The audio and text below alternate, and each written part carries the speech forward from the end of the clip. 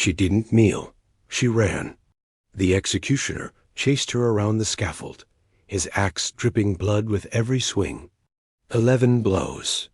That's what it took to kill a 67-year-old woman, her head and shoulders hacked to pieces, blood pooling on the cold stone of the Tower of London. This wasn't justice. This was butchery. And the woman they murdered? She was the last living Plantagenet. Royal blood. A countess who once held the future queen in her arms. Henry VIII wanted her dead, and he made sure her death was unforgettable. If you want the darkest stories Tudor England tried to bury, hit that subscribe button right now. This is only the beginning. Let me take you back to where it all started. Back to the bloodline Henry feared most. August 1473. Farley Hungerford Castle. A baby girl was born into a world soaked in blood. Her name was Margaret. Margaret Plantagenet, daughter of George, Duke of Clarence, niece of King Edward IV. Her veins carried the same blood that flowed through England's most powerful dynasty, the Plantagenets. A name that had ruled for 3 centuries. A name that meant power. A name that meant death. Her father was a traitor. Not once, twice. George had tried to overthrow his own brother, the king. He'd switched sides during the Wars of the Roses like a man flipping coins. First Yorkist, then Lancastrian, then back again. Loyalty meant nothing to him. The throne meant everything. And when his final plot was discovered, Edward IV had enough. They say George drowned in a barrel of wine. Momsey, to be specific. Sweet, rich, red as blood. Some called it poetic justice. Others called it murder dressed in legend. Margaret was only 4 years old when they killed her father. 4 years old when she learned what royal blood really meant. It wasn't a blessing. It was a curse. Her mother, Isabel Neville, died not long after. Weak from childbirth. Broken from grief. Margaret and her younger brother Edward were orphans now. Royal orphans. The most dangerous kind. Because blood didn't just give you a claim to the throne. It gave others a reason to kill you. They were sent to Sheriff Hutton, a cold stone fortress in the north. Far from court. Far from the throne. Far from danger. Or so they thought. Because when King Richard III fell at Bosworth Field in 1485, everything changed. Henry Tudor took the crown, a Lancastrian, a usurper in the eyes of the Yorkists. And Margaret and Edward? They were Yorkist royalty. Plantagenet blood. A threat. Edward was taken to the Tower of London. He was 10 years old. He never left. They locked him away like a ghost, forgotten, buried alive in stone. But Margaret? Margaret was different. She was a girl. And in the eyes of men like Henry VII, girls didn't matter. Girls couldn't claim the throne. So instead of killing her, he married her off. 17 years old. Wed to a man named Richard Pole, a Tudor loyalist, a nobody. It was a calculated move. Bind the Yorkist bloodline to a loyal Lancastrian servant. Neutralize the threat. Bury the Plantagenet name under a new one. And for years, it worked. Margaret lived quietly, raised her children, played the obedient Tudor wife. She survived by staying invisible, by swallowing her pride, by pretending her blood didn't matter. But blood always matters. And in Tudor England, the past never stayed buried for long. Because across the years, as kings rose and fell, as power shifted and thrones trembled, one thing remained constant.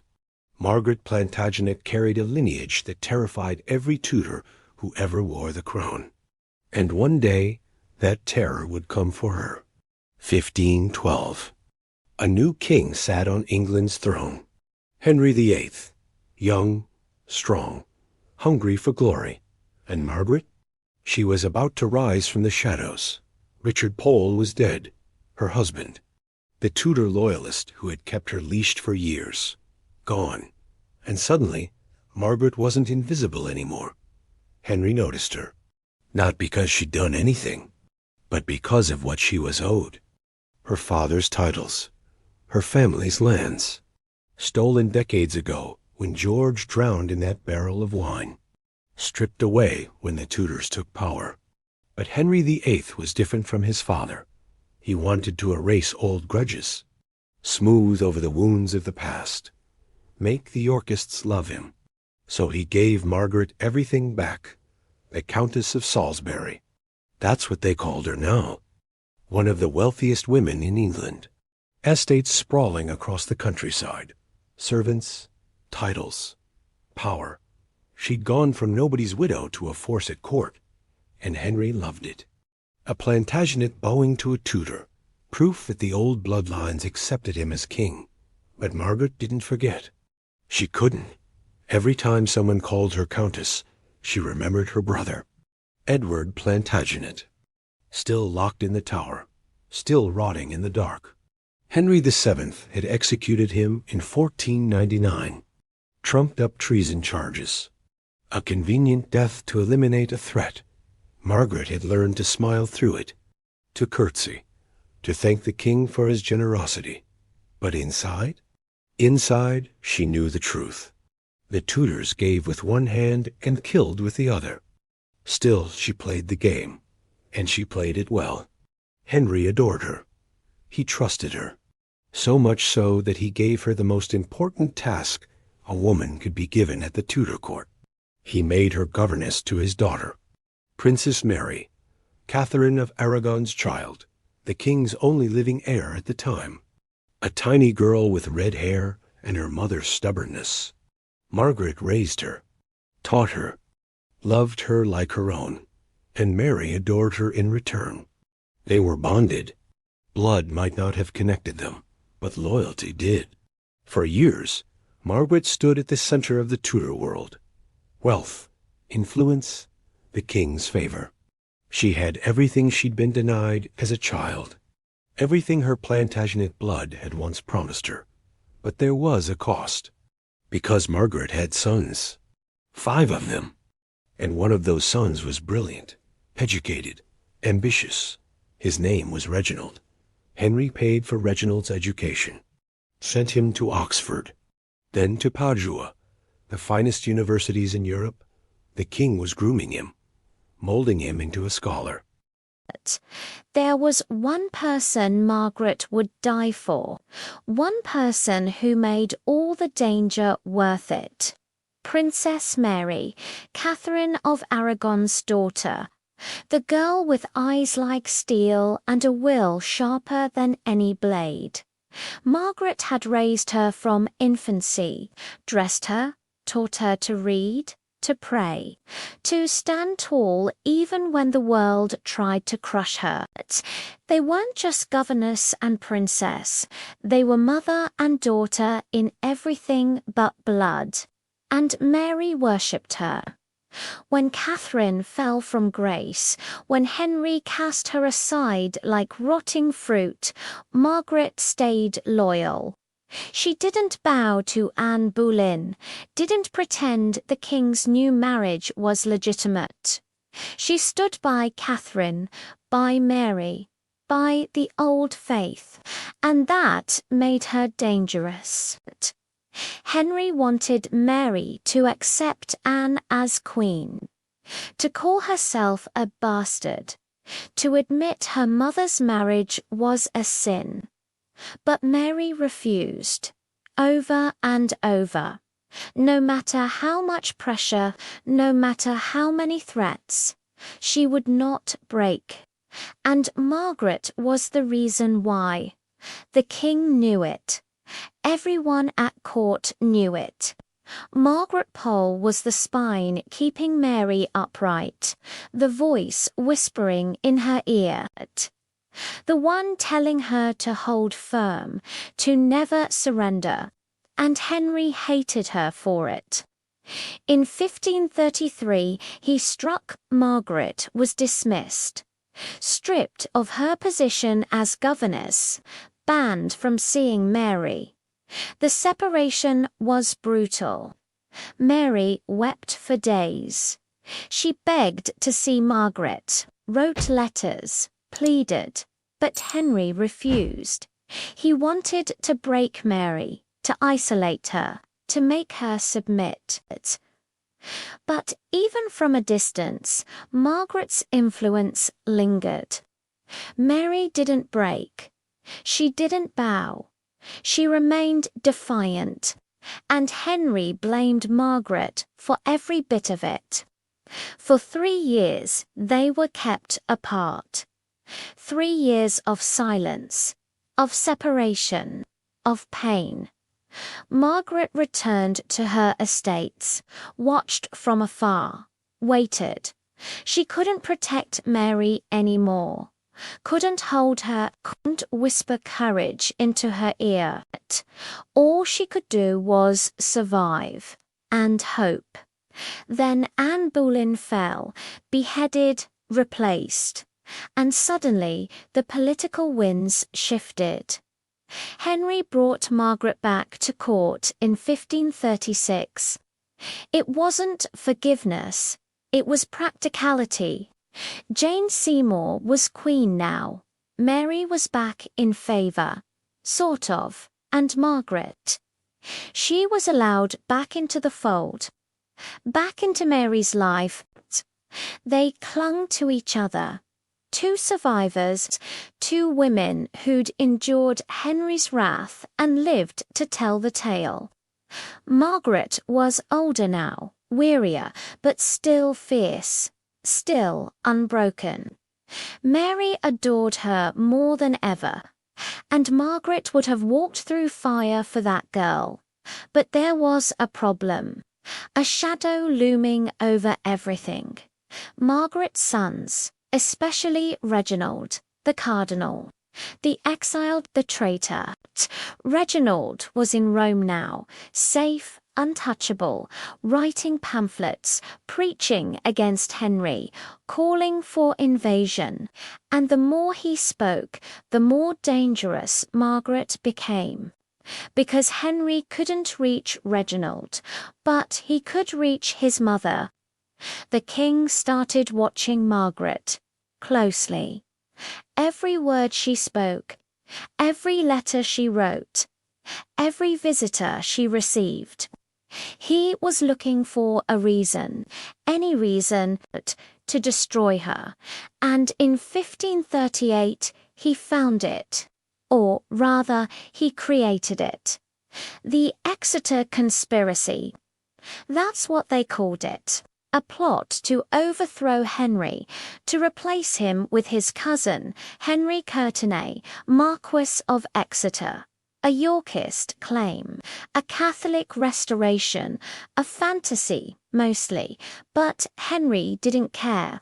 He wanted blood, and Margaret's family was drenched in Yorkist lineage. Her sons, her relatives, her entire bloodline. They were all suspects, all guilty by association. Margaret's son, Henry Poe, Lord Montague, was arrested. So was her other son, Geoffrey, her son-in-law, Henry Courtenay, her grandson, a boy of 12. One by one, they were dragged to the Tower, and then they came for Margaret. November 13th, 1538. Soldiers arrived at her estate. No warning. No trial, no charges, just orders. Margaret Pole, Countess of Salisbury, was under arrest. She didn't resist, didn't scream. She simply looked at them with those cold, Plantagenet eyes and walked out the door. She never saw daylight as a free woman again. The Tower of London swallowed Margaret whole. Stone walls, iron bars, darkness so thick you could taste it. She was 65 years old, a countess, a woman who'd once walked beside kings. Now she was prisoner number 1,000-something. Another forgotten soul rotting in the belly of England's most feared fortress. They interrogated her. For weeks. Questions that looped back on themselves. Where was Reginald? What were his plans? Did she know about the conspiracies? Was she plotting with foreign powers? Margaret answered every question the same way. She didn't know. She hadn't conspired. She was innocent. They didn't believe her. Or maybe they did. It didn't matter. Innocence was irrelevant when your bloodline was a threat. Her sons weren't so lucky. Henry Pole, Lord Montague. Geoffrey Pole. Both arrested. Both tortured. Geoffrey broke first. He confessed to everything. Things he'd done. Things he hadn't. Things he'd imagined. They made him testify against his own brother. His own family. And when they were done squeezing confessions out of him, they let him live. Barely. Henry Pole wasn't so fortunate. He was executed in January 1539. Beheaded on Tower Hill. Margaret's eldest son. Her pride, her legacy. Gone. His crime? Being related to Reginald. Being Plantagenet. Being dangerous by blood alone. Margaret was at Cowdray House when they killed him. Under house arrest. Isolated. She didn't even know he was dead until weeks later. When she found out, she didn't cry. Couldn't. There were no tears left. Just a hollow ache where her heart used to be. In May 1539, Parliament passed a bill of attainder against her. No trial. No defense. Just an official decree. Margaret Pole was guilty. Of what? Abetting her sons. Plotting to marry Princess Mary to Reginald. Treason against the crown. The evidence was laughable. A tunic embroidered with the 5 wounds of Christ. A religious symbol. Found in her belongings. Or planted there. Depending on who you asked. It didn't matter. The attainder stripped her of everything. Her titles. Her lands. Her wealth. Decades of loyalty to the Tudors erased with the stroke of a pen. She was no longer Countess of Salisbury. She was just Margaret. Prisoner. Traitor. Plantagenet. They moved her to the Tower in December 1539. A cold, damp cell. Thin blankets. Stale bread. The walls pressed in on her. She scratched words into the stone. Messages. Prayers. Defiance. One phrase survived. History remembers it. For traitors on the block should die. I am no traitor. No, not I. She meant every word. But Henry didn't care about truth. He cared about control. About crushing anything that threatened him. And Margaret's existence was a threat. Her blood. Her loyalty to Mary. Her connection to Reginald. All of it? 2 years passed. 730 days in the Tower. Darkness, cold, isolation. Margaret grew frail. Her bones ached. Her hair went white. But her spirit, still unbroken. Still fierce. She prayed, waited, survived. Outside the Tower walls, the world kept turning. Henry married again. Catherine Howard. A girl young enough to be his granddaughter. He was bloated now, diseased, his leg rotted with ulcers, his mind twisted with paranoia. He saw enemies everywhere, plots in every shadow, and Reginald Pole was still out there, still writing, still calling for Henry's destruction. In May 1541, rumors reached the king. Reginald was planning something. An invasion? A rescue. He was coming for his mother. Henry's rage exploded. He couldn't let that happen. Couldn't let Reginald make a martyr out of Margaret. Couldn't let the Plantagenets win. So he made a decision. Margaret Pole had to die. Immediately. No trial, no ceremony. No time for Reginald to save her. On the morning of May 27th, 1541, soldiers came to Margaret's cell. They woke her before dawn. Told her to stand. To walk. She asked why. They didn't answer. She already knew. The walk from the cell to Tower Green felt like miles. Every step heavy, every breath cold. The sky was gray. The kind of gray that promised nothing. No sun, no warmth, no mercy. Margaret didn't beg, didn't plead for her life. She'd spent 67 years surviving. And now? Now she would show them how a Plantagenet died. She reached the scaffold. A small wooden platform. A block. And standing beside it, an axe in his hands, was the executioner. Except he wasn't an executioner. He was a boy. An apprentice. Inexperienced. Terrified. And Margaret knew. This wasn't going to be clean. This wasn't going to be quick. This was going to be butchery. Reginald Pole didn't just betray Henry. He declared war on him. From the safety of Italy, surrounded by cardinals and princes, he wrote words that burned hotter than any flame. Words Henry couldn't ignore. Words that would doom his entire family. The year was 1536. Henry had just broken England from Rome, declared himself supreme head of the church, dissolved monasteries, executed bishops who refused the vow. The Catholic world was in shock, and Reginald? He was furious. He'd been Henry's golden boy once, educated at the king's expense, groomed for greatness. Henry trusted him, loved him, saw him as a future Archbishop of Canterbury, a loyal servant who would defend the king's new church. But Reginald had other plans. When Henry asked him to support the annulment from Catherine of Aragon, Reginald refused, quietly at first. He left England, stayed in Italy, avoided the conflict.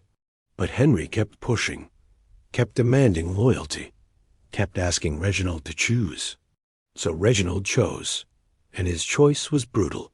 He wrote a book, Pro Ecclesiasticae Unitatis Defensio, in defense of the unity of the church. It wasn't just theology. It was a public execution of Henry's character, a manifesto of rage, a declaration that Henry was a heretic, a tyrant, a monster who had torn England from God. Reginald didn't hold back. He called Henry a schismatic, accused him of murdering good men like Thomas More and John Fisher, said his marriage to Anne Boleyn was a blasphemy, claimed Henry's soul was damned, and then he went further. He called on the princes of Europe to invade England, to depose Henry, to drag him from the throne and restore the Catholic faith. It was treason, pure, undiluted, treasonous, and Reginald sent it directly to the king. Henry read every word, alone in his chambers, his face turning red, his hands shaking. By the time he finished, he was foaming with rage. This wasn't just betrayal. This was humiliation, public, international, irreversible. Henry wanted Reginald dead, immediately. He sent assassins, spies, promises of gold to anyone who could deliver Reginald's head. But Reginald was untouchable. The Pope made him a cardinal, protected him, shielded him. He moved from city to city, always one step ahead, always safe. And Henry? Henry was stuck, unable to reach the one man he wanted to destroy most. So he did what Tudors always did. He punished the family instead. Reginald's brothers, his cousins, his mother, anyone with Pole blood, anyone connected to the cardinal. They became targets, enemies by association, guilty of treason they hadn't committed. Henry's rage was a disease. It infected everything, spread through the court like poison. Nobles whispered. Courtiers kept their distance from anyone related to the Poles, because proximity to Reginald meant proximity to danger. And danger in Tudor England meant death. But it wasn't just paranoia. Reginald kept writing, kept preaching, kept rallying support from Catholic Europe. In 1538, Pope Paul III sent him on a mission, travel through France, through Spain, encourage them to break ties with England, to invade, to overthrow the heretic king. It didn't work. Not fully. The European powers were too busy with their own wars to care about England's religious drama. But the threat was real, and Henry felt it every day, every moment. Reginald was out there, free, alive, Mocking him and Margaret? She knew nothing about most of it. She hadn't spoken to Reginald in years. Hadn't conspired. Hadn't plotted. But it didn't matter. In Henry's mind, she was guilty. Guilty of raising him. Guilty of sharing his blood. Guilty of existing. Reginald's words had signed her death warrant. Every sentence he wrote. Every accusation he hurled. Every call for invasion. They were nails in Margaret's coffin. And the worst part, Reginald knew it. He had to. He was brilliant, calculating. He understood politics. Understood Henry. He knew what his words would cost his family. And he wrote them anyway. Some called it courage. Others called it martyrdom. But for Margaret, locked in her cell, starving, freezing, waiting for death, it was abandonment. Her son had sacrificed her for his principles, thrown her to the wolves to make a point, and there was nothing she could do about it. No way to reach him. No way to beg him to stop. No way to save herself from the consequences of his righteousness. Henry's revenge was coming, and it would be thorough, brutal, final, because if he couldn't kill Reginald, he'd make sure Reginald felt every death, every execution, every drop of pole blood spilled. He'd make the cardinal suffer by proxy, starting with Margaret. 1538. The year Henry decided to erase the Poles from existence. Not just Margaret. Not just her sons. Everyone. Every branch of the family tree. Every drop of Plantagenet blood. He would burn them all. It started with whispers. Rumors of a conspiracy. A plot to overthrow the king. Replace him with someone with better bloodlines. Someone Catholic. Someone legitimate. The Exeter Conspiracy, they called it. Named after Henry Courtenay, Marquis of Exeter, a cousin of the king. A man with royal blood stretching back generations. But Exeter wasn't working alone, or so Henry claimed. The plot involved the Poles, the Nevilles, the Courtenays, all the old families, the ones who remembered when England had real kings, before the Tudors murdered their way to the throne. The truth? There probably wasn't a conspiracy. Not a real one. Maybe some letters exchanged. Maybe some dinner conversations where men spoke too freely after too much wine. But a coordinated plot to overthrow Henry? Doubtful. Henry didn't care. He needed an excuse. And this was perfect. August 1538. Geoffrey Pole was arrested first. Margaret's youngest son, the weak one. The one who cracked under pressure. They dragged him to the tower, locked him in a cell. And then they started asking questions. Geoffrey broke within days, maybe hours. He told them everything. Conversations with his brothers. Complaints about the king. Jokes about Henry's marriages. Sympathy for the old faith. Nothing treasonous. Nothing actionable. But enough. Enough to condemn his entire family. They arrested Henry Courtenay next. The Marquis of Exeter, one of the wealthiest men in England. A man who'd served Henry loyally for decades. Didn't matter. His blood was too dangerous. His claim too strong. His loyalty too suspect. Then came Henry Pole, Lord Montague, Margaret's eldest. The pride of the family. A respected nobleman.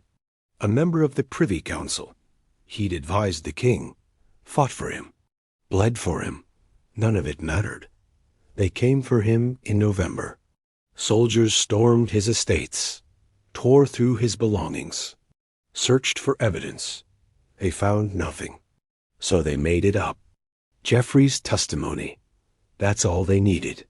Geoffrey said Henry complained about the king's religious policies. Said he'd spoken favorably of Reginald. Said he'd questioned the legitimacy of Henry's marriages. Treason by words. Treason by thought. Henry Pole was dragged to the tower, his wife and children left behind, screaming, begging, ignored. One by one, the arrests continued. Sir Edward Neville, a distant relative, Hugh Holland, a family priest, anyone connected to the Poles, anyone who'd ever shared a meal with them, anyone who'd spoken their name with affection. The tower filled with prisoners, nobles who'd once walked freely through Hampton Court, now rotted in cells meant for common criminals.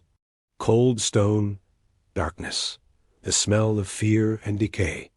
Henry Courtenay's wife, Gertrude, was arrested. So was their 12-year-old son, a child, locked away, guilty of nothing but inheritance. Margaret's grandson, too, Henry Pole's boy, young, innocent, terrified. They threw him in a cell and left him there. Let him rot alongside his father. Let him learn what it meant to be Plantagenet. December 9th, 1538. The trials began, if you could call them trials. They were formalities, theater. The verdicts were decided before the accused even entered the courtroom. Henry Courtenay went first, Marquis of Exeter, accused of conspiring with Reginald Pole to invade England, accused of plotting to marry his son to Princess Mary, accused of treason, guilty, sentenced to death. Henry Pole was next, Lord Montague, accused of supporting his brother's attacks on the king, accused of speaking against royal policy, accused of treason, guilty, sentenced to death. The others followed, one after another, guilty, guilty, guilty. The courtroom echoed with condemnations, with death sentences, with the sound of a bloodline being erased. January 9th, 1539. Tower Hill. Dawn. The executions began. Henry Courtenay died first, beheaded, his head held up for the crowd, blood dripping from the stump of his neck. The Marquis of Exeter, reduced to a corpse. Henry Pole followed, Margaret's son, her eldest, her legacy. The axe fell, clean, quick, merciful, more mercy than Margaret would receive. Sir Edward Neville, Hugh Holland, others, all executed, all dead by noon, their bodies carted away, their heads spiked on London Bridge. A warning to anyone with dangerous blood. Geoffrey Pole, he lived, the traitor who betrayed his family. The weak one who broke. They pardoned him, let him go, destroyed him in a different way. He'd spend the rest of his life knowing he'd killed his own brother. And Margaret? She was still alive, still locked in the tower, still unaware of how much blood had been spilled, still waiting for her turn, because Henry wasn't done. Not yet. The Pole family still existed. Margaret still breathed. Reginald still preached. And that was unacceptable. November 13th, 1538. The day Margaret's world ended. Not with an axe, not yet. With a knock on the door. She was at Warblington Castle, her home, surrounded by servants who'd known her for decades, sitting by the fire, reading, praying, living what remained of her life in quiet dignity. Then the soldiers came. Sir William Fitzwilliam, Earl of Southampton, one of Henry's most trusted interrogators. He stood in her doorway with a company of armed men. No smile, no apology, just a rolled parchment and cold eyes. Margaret Pole, Countess of Salisbury. You are under arrest by order of the king. She didn't flinch, didn't cry, didn't beg. She simply stood, smoothed her skirts, and asked what the charges were. Treason, conspiracy, abetting enemies of the crown. She laughed, a short, bitter sound. Treason? She'd served the Tudors her entire life, raised their children, supported their wars, bowed to their whims. And now? Now she was a traitor? Fitzwilliam didn't argue, didn't explain. He didn't need to. Orders were orders, and Henry's orders were absolute. They took her that day. No trial, no hearing, no chance to defend herself. Just soldiers dragging a 65-year-old woman from her home. Her servants watched, silent, terrified, knowing they couldn't help, knowing that even looking sympathetic could mean death. Margaret was brought to Cowdray House first. A noble prison, technically house arrest, but a prison nonetheless. Guards at every door, every window, every exit. She was isolated, cut off from the world, from Mary, from anyone who might help. And then the interrogations began. Fitzwilliam came every day, sometimes twice, asked the same questions over and over. Where was Reginald? What were his plans? Who was helping him? What letters had she received? What conspiracies had she joined? Margaret answered every question the same way. She didn't know, hadn't conspired, was innocent. They didn't believe her, or maybe they did. It didn't matter. They weren't looking for truth. They were looking for confessions, for names, for reasons to justify what they'd already decided. Fitzwilliam was brutal, not physically. He didn't need to be. His words were weapons. He told her about her sons, about Henry's execution, about Geoffrey's betrayal, watched her face crumble, watched the pain bloom in her eyes. And then he pressed harder. You raised traitors. You poisoned their minds against the king. You're as guilty as they are. Margaret didn't break. Even when he described Henry's death in detail, even when he told her Geoffrey had testified against the family, even when he said her grandson was locked in the tower, she stayed silent, defiant, unmovable. Fitzwilliam wrote to the king, frustrated, angry. He called Margaret the most stubborn woman he'd ever interrogated. Sighed she defended herself with a manly countenance, with precision in every word and gesture. He almost admired her. Almost. But admiration didn't save her. December 1539. They moved Margaret to the Tower, the real prison, the place where Hope went to die. Her cell was small, damp, cold, a narrow bed, a bucket, thin blankets that did nothing against the winter chill. She was given minimal food, stale bread, watery soup, sometimes nothing at all. They wanted her weak, broken, ready to confess. Margaret refused. She prayed instead, scratched messages into the stone walls, defiant words that would outlive her. She wouldn't give Henry the satisfaction of seeing her beg. The isolation was worse than the cold, worse than the hunger. She'd spent her life surrounded by people, by children, by Mary, by family. Now there was nothing. Just silence, stone, darkness. She didn't know how long she'd been there. Days blurred into weeks, weeks into months. Time lost meaning. All she knew was cold, and fear, and the growing certainty that Henry would never let her go. May 1539. Parliament passed a bill of attainder against her. No trial, no jury, no defense. Just a piece of paper declaring her guilty. Guilty of conspiracy. Guilty of plotting to marry Reginald and Mary. Guilty of possessing a tunic embroidered with Catholic symbols. The tunic. That was the smoking gun. The 5 wounds of Christ, stitched into fabric, found in her belongings. Or planted there.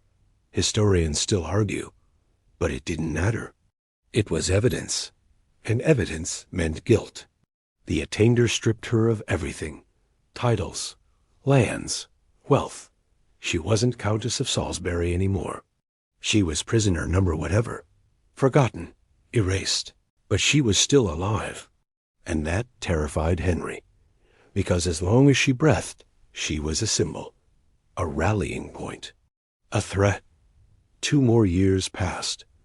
2 years of rot. Of darkness, of waiting for the inevitable. Margaret grew weaker. Her bones ached. Her hair turned white. But her spirit, still unbroken. And then May 1541 arrived. And with it, the end. 2 years, 730 days. Margaret counted every single one. Scratched marks into the stone when she had strength. Lost count when she didn't. The tower wasn't just a prison. It was a tomb for the living. A place where time stopped, where hope died slowly. where the cold seeped into your bones and never left. Margaret's cell was in the tower proper, not the luxury quarters reserved for nobles awaiting trial. A real cell, small, damp, the kind of place rats avoided because even they knew it was death.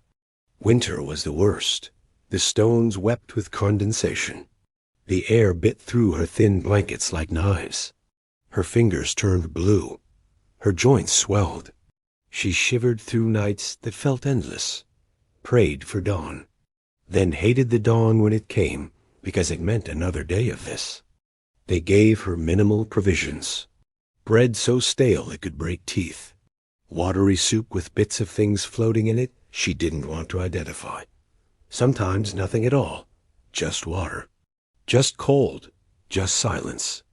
The guards barely spoke to her. When they did, it was orders. Stand, sit, eat, sleep. Never explanations, never kindness. She was a thing to them, not a countess, not a woman. Just another body waiting to rot. Margaret wasn't alone in the tower.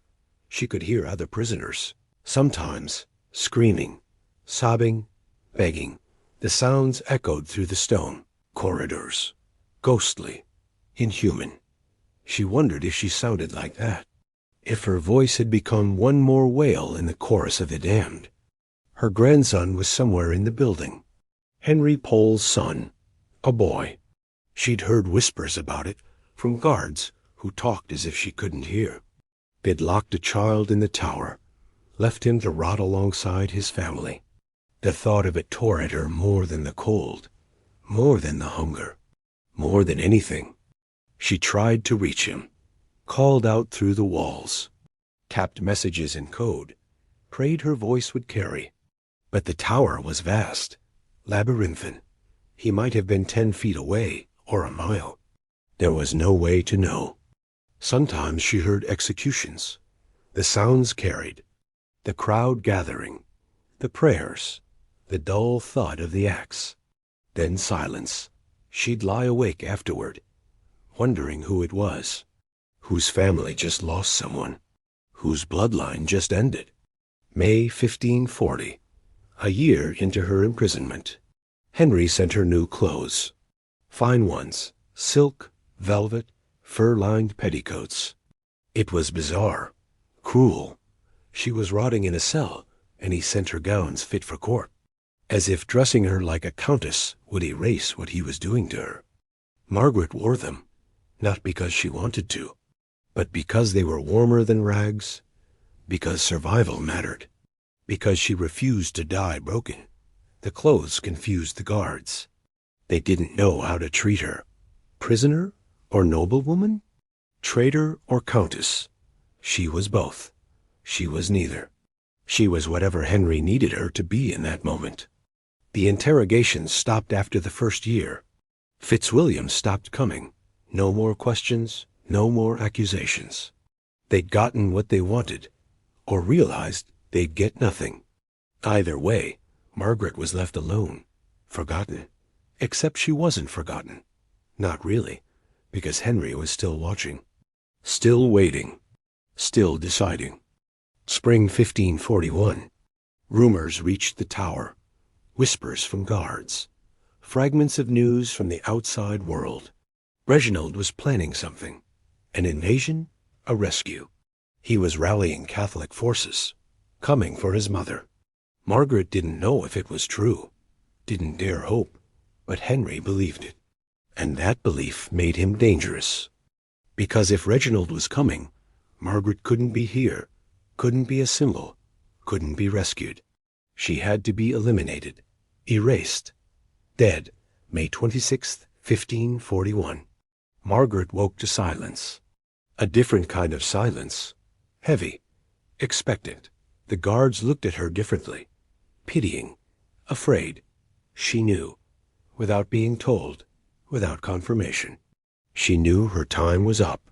That night she didn't sleep, sat awake in the darkness, thought about her life, her children, Mary, the girl she'd raised like a daughter, wondered if Mary would remember her, wondered if anyone would. She thought about her father, drowned in wine. Her brother, executed in this same tower. Her sons, dead on Tower Hill. Her entire bloodline, erased, destroyed, all because of blood they couldn't control. The Plantagenets had ruled England for 3 centuries. And now? Now they were ghosts, memories, warnings carved into history books. Don't be too noble. Don't have the wrong blood. Don't threaten kings. Margaret prayed, not for mercy, not for rescue, for strength, for dignity, for the courage to die like a Plantagenet, like royalty, like someone who mattered. Dawn broke, gray and cold. The door to her cell opened. Soldiers stood there, faces grim, orders in hand. Margaret Pole. It's time. She didn't ask where, didn't need to. She stood, smoothed her silk gown, lifted her chin, and walked toward the scaffold, toward the end. Henry VIII was rotting, not just his leg, his mind, his soul. Everything about him was decay wrapped in silk and crowned in gold. 1541. He was 50 years old, obese, ulcerated. His leg wept pus constantly. The smell of it filled entire rooms. Courtiers learned to breathe through their mouths when he passed. But the physical rot was nothing compared to what festered inside his skull. Paranoia. Deep, consuming, all-encompassing paranoia. Every shadow held a traitor. Every whisper was conspiracy. Every nobleman with royal blood was an assassin waiting for the right moment. Henry trusted no one, not his advisors, not his wives, not even himself. Catherine Howard was queen now, a girl, barely 20. He'd married her thinking youth would make him feel young again. It didn't. It made him feel old, weak, pathetic. And when the rumors started that Catherine was unfaithful, that she'd had lovers before him, that she was laughing at him behind closed doors, Henry's paranoia exploded. He'd executed 2 wives already, Anne Boleyn. Catherine Howard would be next, but that was later. Right now, in May 1541, Henry had a different problem. The North was stirring. Rebellion. Again. Always the North. Always the Catholics. They'd risen before in 1536. The Pilgrimage of Grace. 40,000 men demanding Henry restore the monasteries, restore the old faith, restore papal authority. Henry had crushed them, promised pardons, then executed the leaders anyway. Classic Henry. But they didn't learn. Or maybe they did. Maybe they learned that Henry would kill them whether they rebelled or not. So why not try? Spring 1541. Reports reached the king. Disturbances in Yorkshire. Gatherings of armed men. Whispers of another rising. Nothing concrete. Nothing organized. Just fear. Just rumors.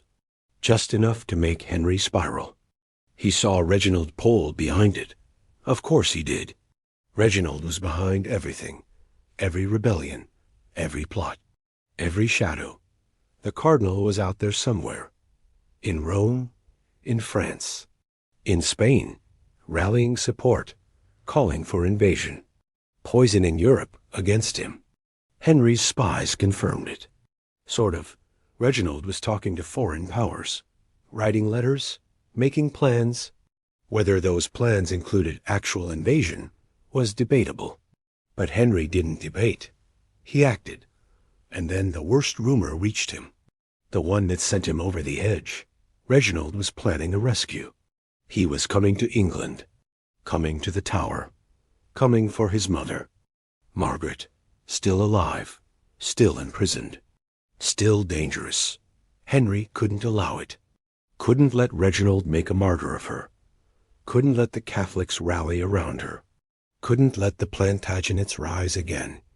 Margaret had to die. Not eventually. Now.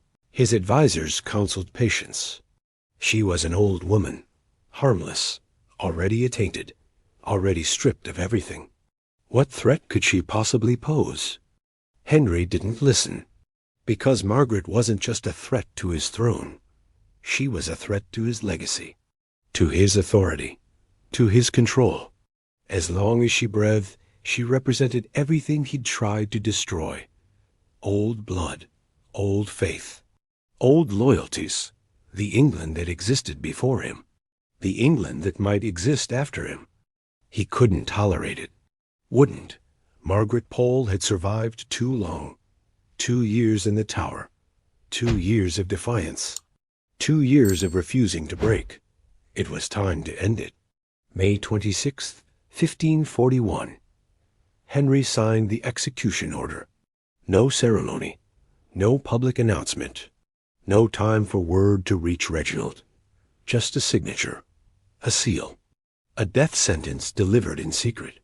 The order was rushed to the Tower, delivered to the constable, executed immediately. No delays. No mercy. No chance for intervention.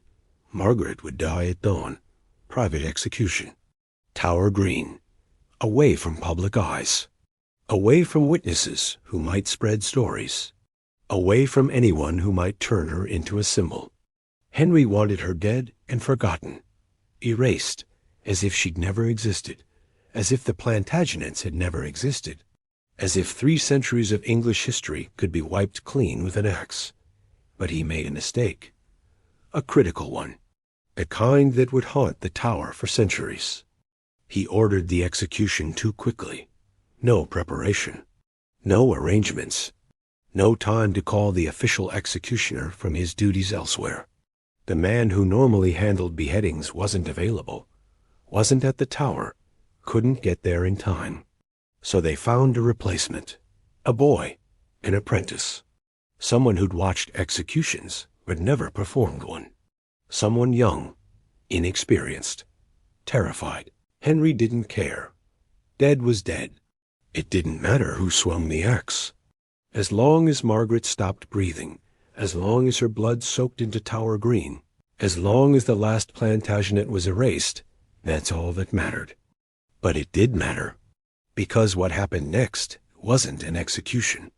It was slaughter, butchery, a horror show that would echo through history. A death so brutal, so grotesque, so utterly inhuman, that it would stain Henry's legacy forever. Margaret Pole would die, but she wouldn't die quietly. She wouldn't die cleanly. She wouldn't die like the king intended. She'd die like a nightmare. It began as a low murmur, a chill drifting down the stone halls of the Tower. Soldiers abruptly stood straighter at their posts. Joints stiffened. Eyes darted to the sky as if expecting it to rain blood. Orders had come, but nobody was talking. Only the silence grew, heavy and suffocating, thick enough to choke. Behind bolted doors, Margaret Pole slept little that night. No one woke prisoners early, unless it meant agony or finality. The fate of traitors was always administered in darkness. But this wasn't to be a spectacle. There would be no crowd of gawkers, no mob at the gates hungry for the sight of noble blood on green grass, just a handful of witnesses, the click of armor, the dull thump of boots outside the cell. The king wanted no rallying public. He wanted erasure. The king's command reached the Tower quickly, soaked in urgency. No grand announcement. No drums or ceremony. The urgency radiated a direct order that Margaret must die at sunup. Even the guards carrying the order trembled at what they must deliver. Margaret's name had haunted England for decades. Plantagenet, Countess, Schrader, grandmother. Legend and threat bundled into one frail body. Why now?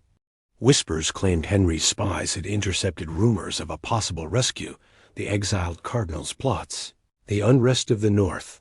Another shadow rebellion whispered through desperate lips. Others insisted Henry's sleeplessness and festering wounds sharpened his suspicion nightly, turning his bedchamber into a fog of dread. Each flickering candle at court revealed imagined plots. Each echoing footfall in the Tower triggered suspicion of Catholic incursions, or a Plantagenet uprising ghosts clawing from the tomb. Henry was desperate for control, the only pleasure left to him as his body decayed. The ghosts of murdered friends, wives, and counselors followed him, so he gathered more names to silence, names to sweep from history. Margaret's made the king's blood run cold. He could not let the past survive. Matins' bells had not yet rung when iron clattered outside her cell. Keys fumbled, the door jerked open, and Margaret was told, quietly and firmly, to rise. She looked each man in the eye. "Is it time, then?" One nodded. She did not weep, just stood, regal as any queen, and smoothed her gown, for Henry had sent new robes in winter, too fine for a prisoner. Some said it was mockery. Margaret wore them with the dignity of her line. Sunlight crept, gray and cold, into the tower as she was led through silent passages. Even the birds seemed to hold their breath. On Tower Green, the block waited a crude stage for a brutal ending. The executioner was not the seasoned master usually reserved for the highborn. He was just a boy, white-faced, axe trembling as much as Margaret's hands were still. Those gathered a priest, officials, fearful witnesses would be haunted too. The order had been quick, the audience small, but the terror of Henry's wrath lingered, hugging every stone, whispering that anyone could be next. The king wanted erasure. But what he unleashed that dawn would be remembered in nightmares forever. Dawn arrived reluctant and pale. The sky refused color, as though ashamed to witness what was about to unfold. Tower Green woke slowly. Birds hesitated to sing. The Thames whispered instead of roared. Even the stones seemed to shudder beneath the feet of soldiers who moved like ghosts through the morning mist. Margaret Pole woke long before they came for her. Sleep had abandoned her hours ago, replaced by cold clarity. Her body ached 2 years of stone floors, and thin blankets had hollowed her bones. Her hands trembled not from fear, but from exhaustion, from age, from the weight of knowing this would be her final sunrise. She prayed, not for rescue, not for mercy, for strength, for the courage to walk those final steps without faltering, for the dignity her bloodline demanded. Plantagenets did not beg, they did not break, and she would not be the first. The key turned in the lock at dawn. 3 soldiers entered, eyes averted. One cleared his throat twice before speaking. "My lady." "It is ordered." Margaret stood without assistance. Her silk gown, the one Henry had sent months earlier, mockery wrapped in velvet, hung loosely on her frame. She'd lost weight, lost warmth, lost everything except her spine, which remained straight as a blade. "I am ready." They led her through corridors she'd walked 1,000 times in better days. Past cells housing other forgotten souls. Past torture chambers where screams still echoed in the walls. Past chapel doors where she'd once prayed as a countess, not a condemned woman. Tower Green materialized through the morning fog. Small, private, intimate in its horror. No crowds, no spectacle. Just a handful of witnesses, officials required by law, a priest muttering prayers, guards standing at attention with faces carved from stone, and the scaffold, a simple wooden platform, a block stained dark from previous deaths, and standing beside it, gripping an axe that looked too heavy for his thin arms, was the executioner. He was a boy, 17 at most, his face chalk-white, his hands shaking so violently the axe blade caught the weak sunlight and threw trembling shadows across the grass. This wasn't the official executioner. This was someone's apprentice. Someone's mistake. Margaret's stomach turned. She'd seen executions. Knew how they should go. One clean blow. Quick, merciful, professional. This boy knew nothing. Had probably never beheaded anything larger than a chicken. She walked toward the scaffold anyway, each step deliberate, measured, refusing to stumble, refusing to give Henry the satisfaction of seeing her crawl to her death. The constable of the tower met her at the platform's edge. His voice was hollow. "My lady, you have been condemned for treason. Do you have final words?" Margaret looked past him, past the scaffold, past the tower walls, toward a horizon she'd never see again. When she spoke, her voice carried across the green like a bell. I am no traitor. I have always been faithful to the crown. I die for the sins of my son, not my own. May God have mercy on the king's soul. He will need it more than I. Silence. Heavy. Suffocating. The witnesses shifted uncomfortably. The boy executioner's face went from white to green. Margaret climbed the scaffold. The wood creaked under her weight. She stood before the block, looking down at it. This was where she was supposed to kneel. Supposed to lay her head down like lamb to slaughter. Supposed to make it easy. She didn't move. The constable leaned closer, voice urgent. My lady, you must kneel. Please. Margaret turned to face him. Her eyes Plantagenet eyes, eyes that had seen kings crowned and queens beheaded, eyes that carried 3 centuries of royal blood blazed with defiance. I will not make it easy for murderers. And then she ran, not far, not fast. A 67-year-old woman in silk robes couldn't outrun armed soldiers. But she ran, away from the block, away from the boy with the axe, away from the death Henry had ordered. The witnesses gasped. The priest stopped praying mid-word. The soldiers froze, unsure what to do. You couldn't chase a countess around a scaffold. It wasn't done. It wasn't dignified. But the boy executioner panicked. He lunged after her, axe raised, and brought it down. The blade missed her neck, struck her shoulder instead. Blood sprayed across the scaffold. Margaret screamed, a sound torn from her throat, raw and animal. She stumbled, but didn't fall. The boy swung again. This time he hit the back of her head. Bone crunched. Blood poured. Margaret collapsed to her knees, hands clutching at the wood, trying to crawl away. The witnesses stood paralyzed. This wasn't an execution. This was butchery. This was murder dressed in royal decree. And it wasn't over. Margaret's final walk began in silence. The kind of silence that swallows sound whole footsteps muffled, breathing shallow, the world holding its breath. She moved through corridors she'd once commanded as a countess, now escorted like a common criminal. The irony wasn't lost on her. Neither was the cruelty. No trial. That's what burned deepest. Henry hadn't even granted her the dignity of defending herself publicly. The Bill of Attainder had already declared her guilty 2 years prior, guilty by decree, guilty by association, guilty by blood. Parliament had stripped her of everything without letting her speak a single word in her defense.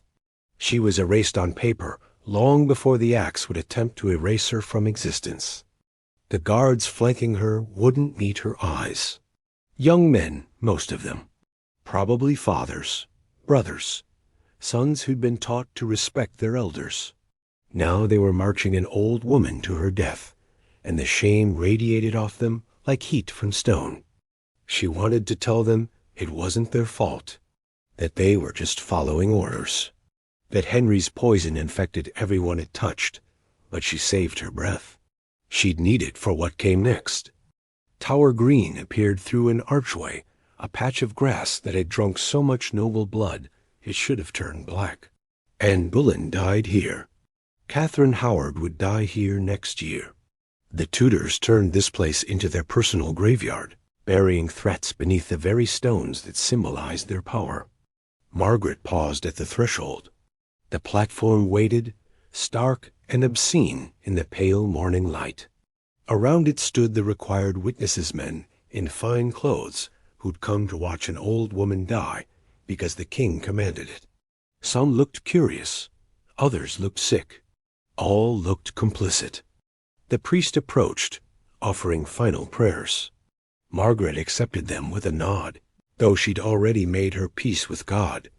Her faith had carried her through 2 years of darkness, through the loss of her sons, through the destruction of her family. God knew her innocence. That was enough. The constable gestured toward the scaffold. My lady, She climbed the steps without assistance, each one creaking under her weight. The platform felt smaller than it looked from below, barely room to move, barely space to think. Just wood and death and the stench of fear that never quite washed away. The block sat in the center, worn smooth by countless necks. Dark stains marred the grain evidence of executions past, of blood that seeped too deep to scrub out. Margaret stared at it, this thing that would be the last sight she'd see clearly. This crude pillow of death. And then she saw him, the executioner, the boy. He stood off to the side, gripping the axe like it might escape. His hands trembled visibly, knuckles white against the wooden handle. His face was the color of chalk, eyes wide with panic. This wasn't a professional. This was a child playing at murder. Horror flooded through her. This boy would kill her. This terrified, inexperienced boy would swing that axe at her neck. And judging by his shaking hands, he'd miss. The constable began reading the charges. Treason, conspiracy, abetting enemies of the crown. Words that meant nothing. Lies dressed in legal language. Margaret barely heard them. She was calculating, measuring, trying to determine how badly this would go. Very badly, she realized. This would go very, very badly. The reading finished. The constable turned to her, voice formal. "My lady, you have been condemned. Do you have final words?" Margaret lifted her chin. Her voice rang out clear and strong across Tower Green, carrying to every witness, every guard, every coward who'd come to watch. "I am condemned for the deeds of others, not for anything I have done. I have been true to my sovereign and to my faith. My son's words are his own. I bear no guilt for them. If this is how kings reward loyalty, then Henry Tudor has already damned himself. I go to God with a clear conscience. Let those who send me there do the same." The witnesses shifted uncomfortably. Someone coughed. The priest crossed himself. Margaret turned to face the block. This was the moment she was supposed to kneel, supposed to lay her head down, supposed to make it easy for the boy with the trembling hands to end her life with one clean blow. She looked at the block, then at the boy, then back at the constable, and she made a decision. She would not kneel for murderers, would not make Henry's revenge convenient, would not die obediently like a lamb accepting slaughter. If they wanted her dead, they'd have to chase her. His name is lost to history. No record survives. No gravestone marks his passing. He's remembered only for what he did that morning, the boy who butchered a countess on Tower Green. He was young, maybe 16, maybe 20. Age records didn't matter for apprentices. What mattered was that he'd never done this before. Never swung an axe at a living neck. Never felt the weight of a blade cutting through bone. Never seen the spray of arterial blood painting grass crimson. The official executioner wasn't there. Some say he was occupied elsewhere, Tower Hill, perhaps, or traveling between prisons. Others whisper he refused. That when the order came to kill Margaret Pole, immediately, privately, without ceremony, the master executioner declined, claimed illness, claimed prior commitment, claimed anything to avoid the job. Because even executioners had limits. Even men who killed for a living drew lines. And beheading a 67-year-old woman who committed no crime? That crossed it. So they found this boy, this apprentice, someone expendable, someone who couldn't refuse royal orders, someone who would swing the axe because disobedience meant joining the condemned. He stood on Tower Green that morning, hands slick with sweat despite the cold. The axe felt impossibly heavy. Iron and wood, and the weight of what he was about to do. His arms trembled. His legs threatened to buckle. Every instinct screamed at him to run. But soldiers surrounded the scaffold. Officials watched with hard eyes. The king's orders hung in the air like nooses. There was no escape, no mercy for hesitation. He would do this. or he would die. Margaret climbed the scaffold and saw him, really saw him, his youth, his terror, his complete lack of preparation. And she understood. This wasn't going to be quick. This wasn't going to be clean. This was going to be agony. The boy avoided her eyes, stared at the block instead, at the wood grain, at the dark stains, at anything except the woman he was about to kill. His breathing came shallow and fast, panic breathing, the kind that precedes violence or collapse. Someone handed him a cloth to wipe the blade. His hands shook so badly he dropped it, had to bend down, retrieve it, try again. The witnesses watched in uncomfortable silence. This was wrong. Everyone knew it. Everyone felt it. But no one stopped it. The constable finished reading charges. Margaret spoke her final words. Then came the moment. The moment she was supposed to kneel, supposed to position herself, supposed to make this easy. She refused. The boy's panic spiked. His orders were clear: execute the prisoner. But the prisoner wasn't cooperating, wasn't kneeling, wasn't presenting her neck. What was he supposed to do? Force her down? Chase her? Wait for permission? Margaret ran. Not far. Just a few desperate steps across the scaffold. Away from the block. Away from death. Away from the boy with shaking hands. The boy reacted on instinct.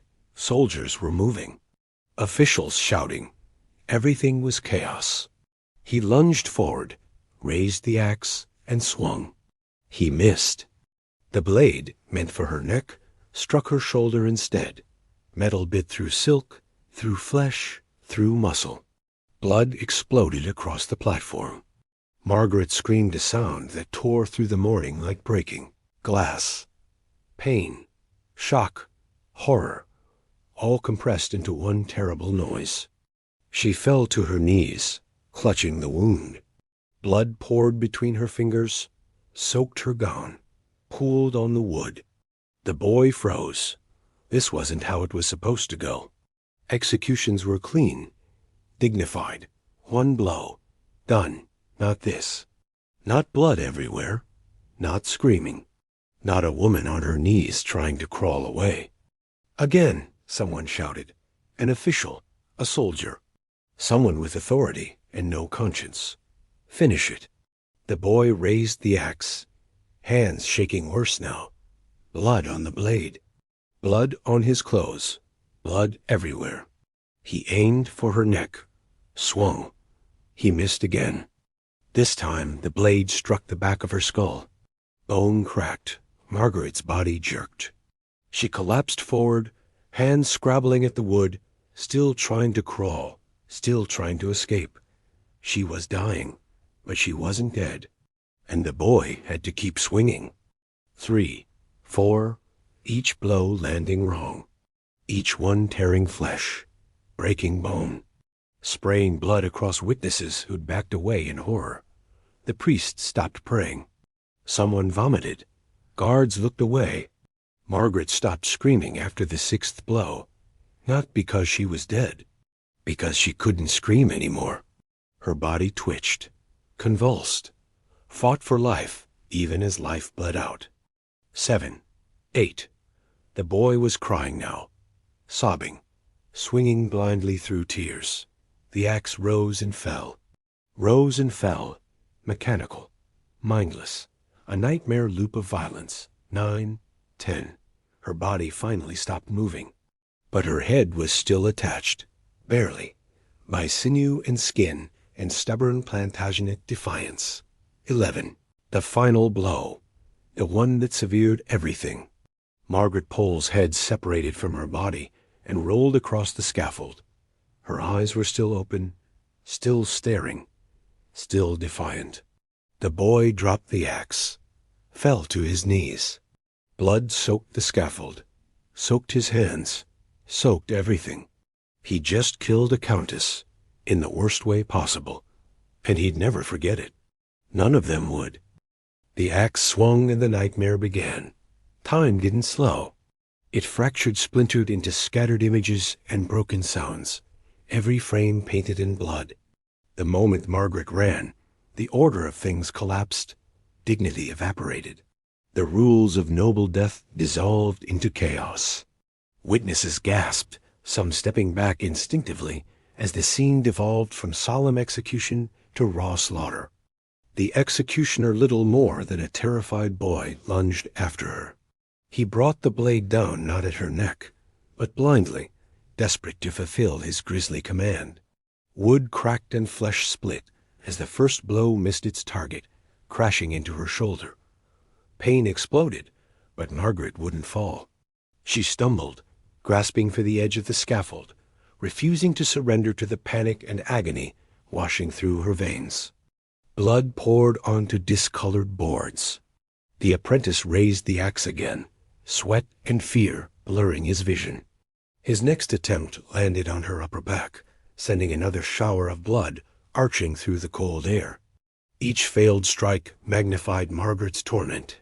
She crawled forward a few inches, hands slick with her own lifeblood. Her silk gown soaked up crimson, darkening with each passing moment. The witnesses, now pale and wide-eyed, looked on as the horror unfolded.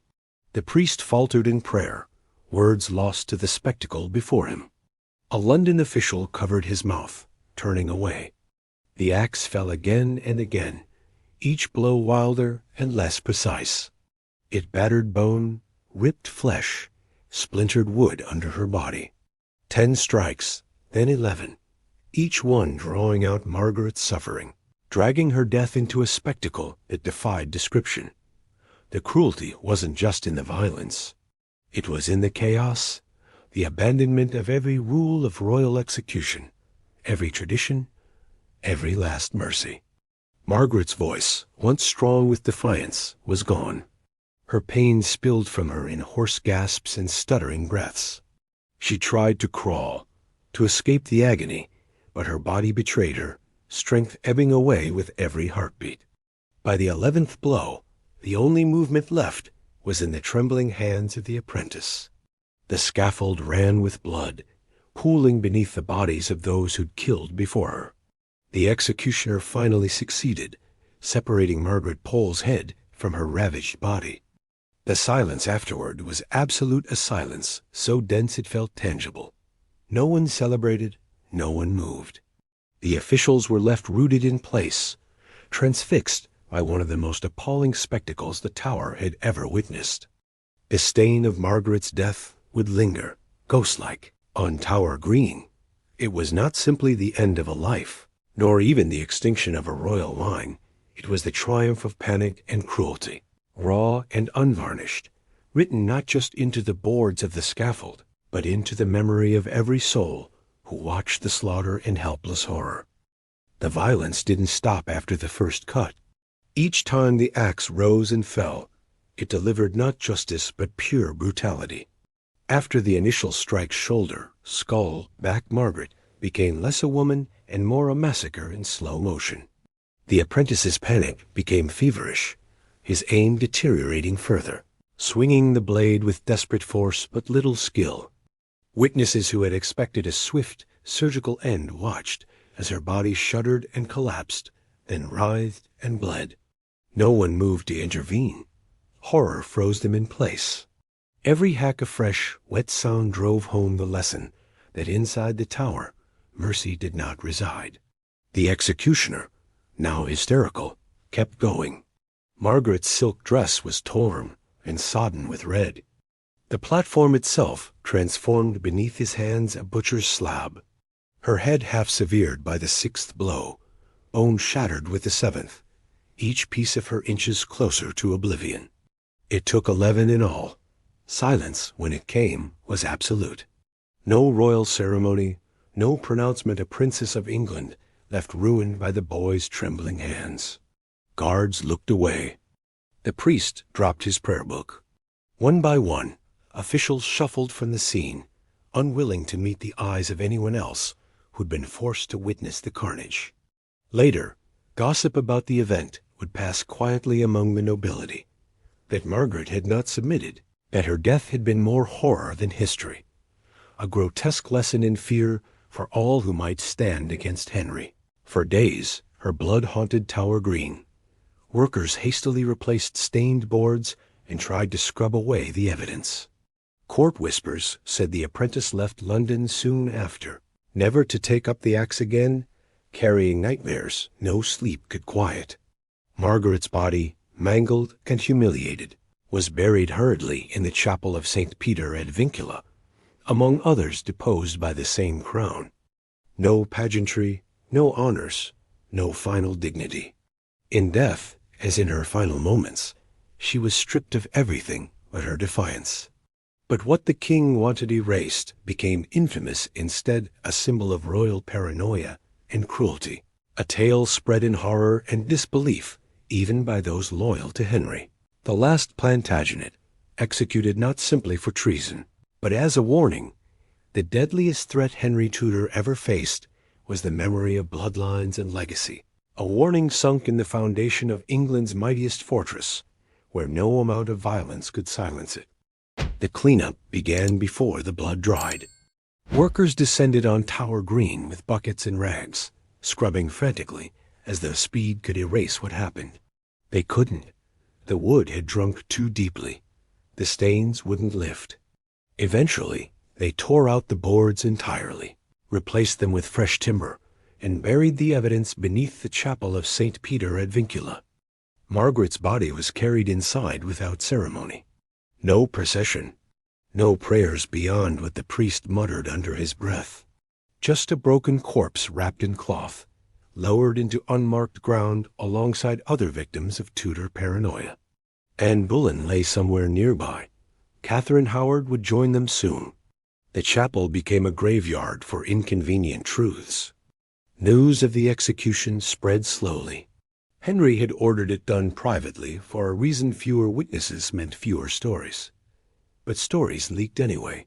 Guards talked in taverns. Officials whispered to wives. Servants carried rumors through London, like plague rats spreading disease. The Spanish ambassador, Eustace Chapais, heard the details within days. He was horrified, called it the most pitiful execution he'd ever documented, wrote that Margaret had been hacked to pieces by a wretched, blundering youth. His report traveled to Spain, then Rome, then across Catholic Europe. The woman who'd refused to kneel became legend. Reginald Pole learned of his mother's death weeks later. He was in Italy when the news arrived. Counts say he wept, raged, called his mother a martyr, called Henry a monster. But he didn't return to England, didn't risk his life for revenge.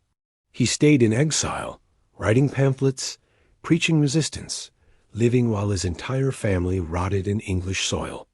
Some historians argue Margaret's death broke him, that the guilt of causing her execution through his defiance ate away at his soul. Others claim he wore it like armor-proof, that Henry feared the Poles enough to butcher an innocent old woman. Either way, Reginald survived, outlived Henry, eventually returned to England under Mary's reign as Archbishop of Canterbury. But by then, it was too late. The Pole bloodline was finished. Margaret's grandson, Henry Pole's son, remained imprisoned in the Tower for years. A boy locked away for the crime of existing. He died there eventually. No execution, no trial. Just forgotten, erased. Another Plantagenet reduced to footnotes. The Plantagenet dynasty, which had ruled England for over 3 centuries, ended with 11 blows on Tower Green.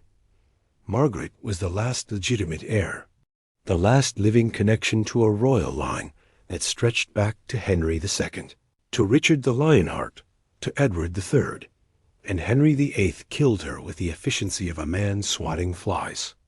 But he couldn't erase what she represented, couldn't scrub away the questions her death raised. If the king could murder a 67-year-old woman without trial, without proof, without mercy, what did that make him? A monarch or a tyrant? A defender of England or its destroyer?